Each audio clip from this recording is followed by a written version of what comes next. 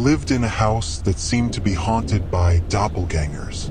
Every event that happened never involved some mysterious figure, but a known person being in a place where they should not have been. Here are a few examples.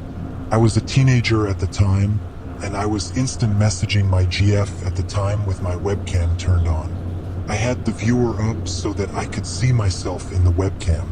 Behind me, there was the stairs leading up, left of camera view, and the entrance to the living room, right of camera view.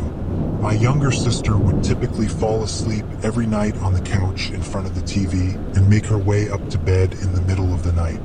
At one point in my webcam view, I saw my sister leave the living room and go up the stairs.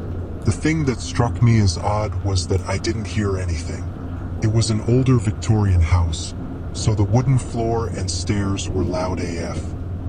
Without saying anything to my GF, I got up and looked into the living room, and there was my sister passed out on the couch. I sat back down and asked my GF if she had seen anything in my camera. She said, "Yeah, I just saw your sister go upstairs. My family was all getting ready to go somewhere. I was sitting in the car with my mom, and we were waiting on my sister who was still in the house. After a bit, she comes out and gets in the car and just looks at me like, WTF? I ask her what's wrong, and she says that just before she walked out of the house, she thought I was still inside, so she yelled up the stairs, 1 Altamistro 0 Vias, we're leaving?" And apparently, I yelled back, "Okay, I'll be down in a minute." My mom woke up to someone tapping her foot, and she said someone was standing at the end of her bed who faded out after a couple seconds. She said it looked like me. I had an encounter where I woke up and felt like someone was under my covers laying up against me. When I said something, my blanket visibly deflated and I no longer felt anything. I include this with doppelgangers because though I didn't see what I felt under the blanket, it laid like my GF would have laid against me. When I was 22, I was in the military and I was diagnosed with type 1 diabetes. It still took like a year after the diagnosis to separate from the military, but I went home on leave for the holidays about a month after the diagnosis. Anyone that has insulin-dependent diabetes typically carries around some sort of kit. Mine is black zip-up pouch, and it has a glucometer, insulin pen, needles, and alcohol pads. Right after I left home to head back from leave, my mom texts me to ask if I'm missing my diabetic kit. I look and I'm not. She sends me a picture of a diabetic kit and asks if I know it. I've never seen this kit before in my life.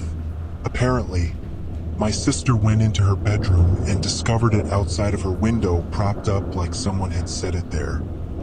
Oh, also, her bedroom is on the 2nd floor. Nobody else we know has diabetes. My husband and I own a martial arts school, and the building that it's in, which we also own, is about 130 years old, next to a church, and I never, and still don't really, there has to be another explanation, believed in the paranormal, but the things that happened in it didn't just happen to me. It was decrepit, which was why it was so cheap to purchase, and we basically did all the work ourselves, old, creaky, and drafty. Still knob and tube that we had to get an electrician to change out. So here's a bunch of things that happened. When we'd be working with like drills and electric saws, I'd hear the tinkling of a music box, and I'd stop everyone to ask if they hear it too.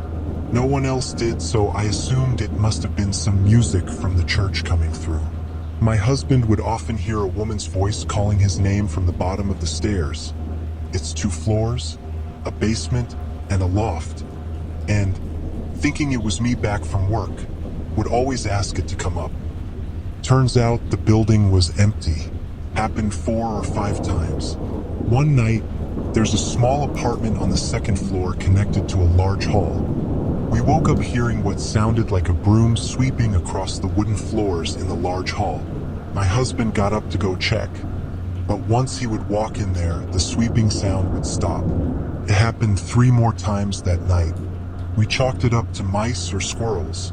We did find mummified squirrels in the attic once. We had a barbecue in the backyard and I needed to go get more utensils. There's a metal stairwell from the backyard up to the 2nd floor, and then there's the main entrance staircase opposite to that. I came up the main entrance and heard footsteps pacing back and forth across the far end of hall and thought my husband came up from the metal stairwell to get utensils with me. It was dark and I couldn't see anything. I called out for him and the pacing stopped. No response, and then the pacing footsteps continued. Annoyed, I thought he was messing with me, so I flipped on the lights and all of the utensils from the shelf where I heard the pacing crash down to the floor, like I spooked something. But there wasn't anything, not even a rat like I thought there might be.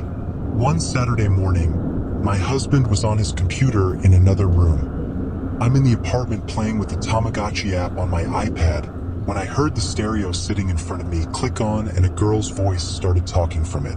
I thought he controlled the stereo from his computer, so I ignored it because he often puts on music to work out before class started. He teaches the morning class. I do remember thinking, what kind of weird-ass indie music is he listening to anyway? Because the voice just said, "Hi, my name is..." I thought I heard Katie, but I'm not 100% sure because I wasn't paying attention. I have never known a Katie in my life. I am ___ years old. I'm from etc. I didn't catch the specifics because I wasn't really listening, but that went on for about 2 or 3 minutes until it suddenly went, "Something's hurting me." And when I caught that, I looked up and squinted at the stereo. Like what? Something's killing me. Something killed me. At this point, the hair is standing on the back of my neck and I'm getting up from the couch to take a closer look. Please, someone tell my parents. Tell the teachers. Tell the corrections officer. At the word corrections officer, I just bolt into the other room and start yelling at my husband and cursing him out because I was certain he was playing a trick on me. Told him, we don't fucking play jokes about dead people. And he's of course looking at me like WTF? When he finally calms me down long enough to get what I heard out of me and what I was accusing him of, he told me it was impossible and led me to the stereo. It's not plugged in.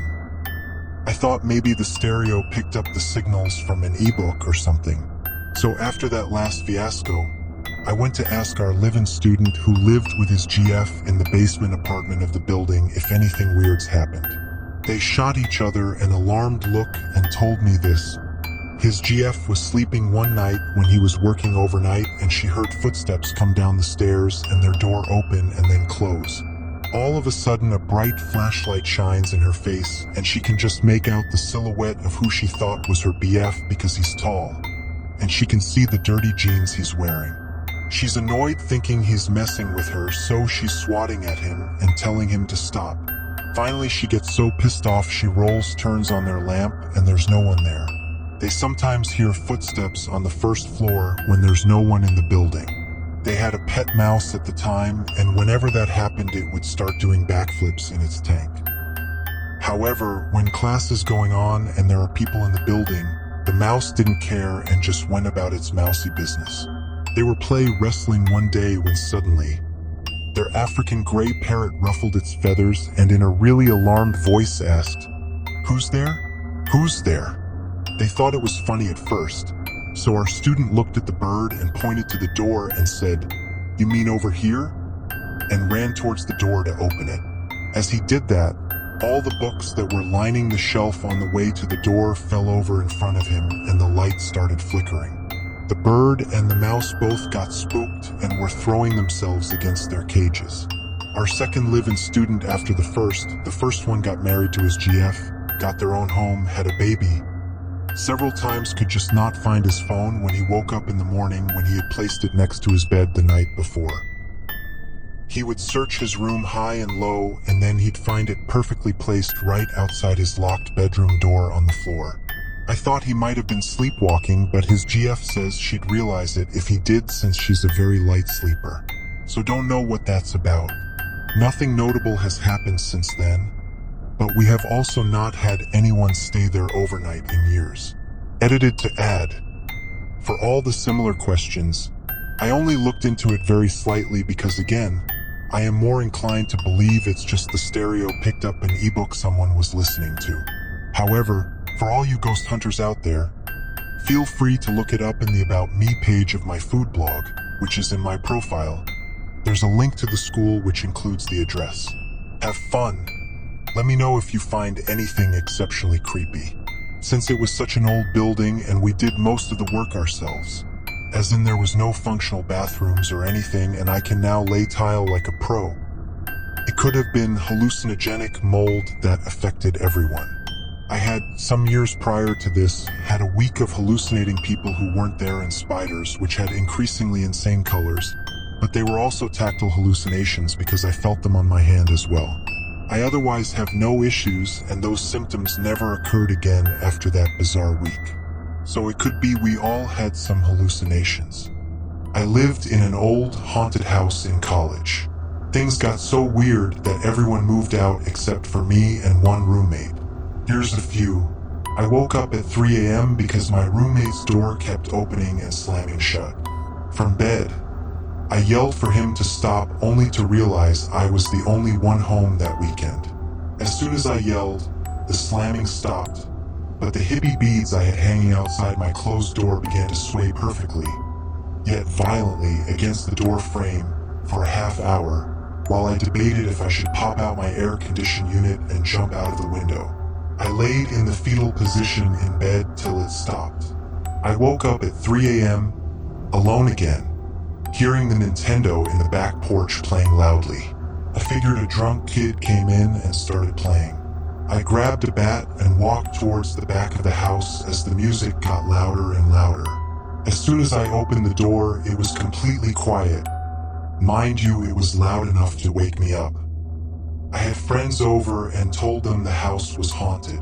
No one believed me, so I asked the ghost to do anything to prove it was there. As soon as I asked, all the lights in the house began flickering for about a minute straight. This was the middle of the day. Everyone witnessed it.